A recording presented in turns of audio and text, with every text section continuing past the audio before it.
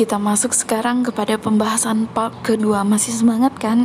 Jangan lupa untuk bantu like, komen, dan subscribe ya, serta bunyikan lonceng notifikasinya. Ini soal masih sosiologi dan insya Allah sudah disesuaikan dengan soal asli UTBK gelombang kedua. Semoga bermanfaat. Langsung saja kita masuk kepada soal yang pertama. Teori sosiologi disusun atas teori yang sudah ada dan senantiasa mengalami perubahan karena diperbaiki, diperluas, dan diperdalam.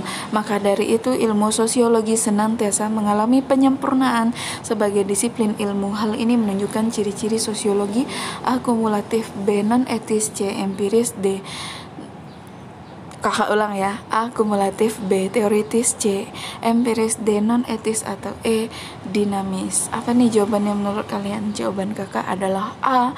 Kenapa? Terdapat 4 ciri-ciri sosiologi sebagai ilmu. 1 empiris, ini berdasarkan kenyataan. 2 teoritis, berusaha menyusun abstrak dari hasil observasi.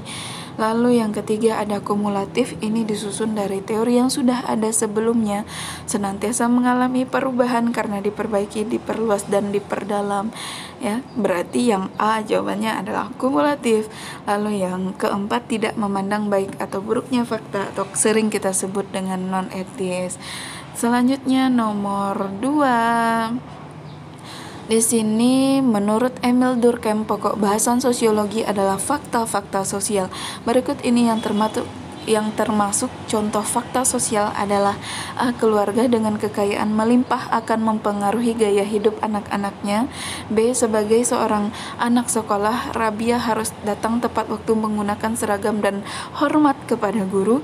C. Kemiskinan yang terjadi dalam masyarakat disebabkan pengaruh bangunan yang tidak merata.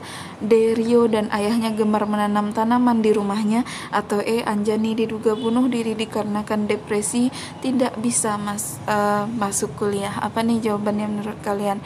Jawaban kakak adalah B. Kenapa? Fakta sosial merupakan salah satu objek kajian sosiologi. Fakta menerangkan cara bertindak, berpikir, dan berperasaan dalam lingkungan sosial berada di luar individu yang sifatnya memaksa dan mengendalikan. Oke, itu tadi soal kita yang kedua. Soal yang ketiga, sebelum dikenal seperti saat ini, mulanya sosiologi dinamai oleh Auguste Comte dengan sebutan A. Antropologi, B. Social Science, C. Psikologi Sosial, D. Sosialis, atau E. Komunis. Jawaban kakak adalah B. Kenapa?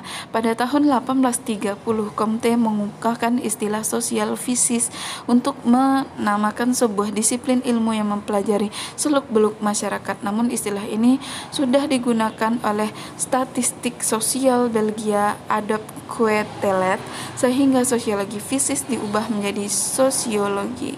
Bukan sosiologi fisis ya, tapi sosial fisik diubah menjadi sosiologi. Adapun antropologi merupakan suatu cabang keilmuan yang berbeda dengan sosiologi, sementara sosialisme dan komunisme lebih condong kepada sebuah ideologi daripada suatu cabang keilmuan.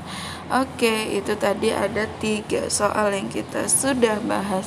Kita masuk kepada soal yang keempat.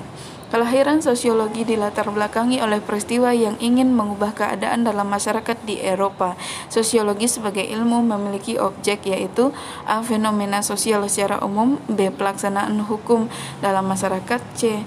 Manusia dengan cara memenuhi kebutuhan hidupnya, D. Cara-cara masyarakat dalam menjalankan kekuasaan, atau E.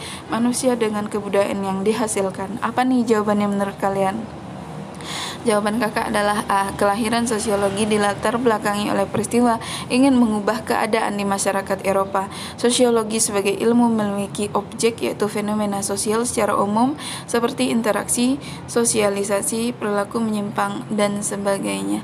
Oke, kita masuk kepada soal yang terakhir. Fenomena santet yang sempat mengemuka dimasukkan dalam KUHP beberapa waktu yang lalu tidak sesuai dengan sifat ilmu sosiologi. Fenomena santet yang sempat mengemuka itu tidak sesuai dengan sifat ilmu sosiologi, yaitu A. empiris, B. non etis, C. teoritis, D. kumulatif, atau E. normatif.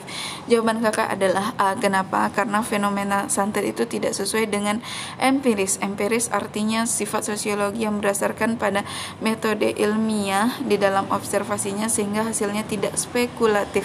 Santet bersifat supranatural, maka santet sulit ditelaah atau dibuktikan secara ilmiah. Oke, sekian dulu nih pembahasan soal kita. Semoga ini bermanfaat. Jangan lupa bantu like, comment, dan subscribe ya. Jangan lupa juga pelajari soal TPS di YouTube kakak, itu bisa di scroll ke bawah, itu insya Allah sudah banyak. Jangan dilihat yang di atasnya saja, dan juga ada beberapa soal ujian mandiri kampus-kampus favorit di Indonesia. Oke, see you the next video. Thanks for watching. Assalamualaikum warahmatullahi wabarakatuh.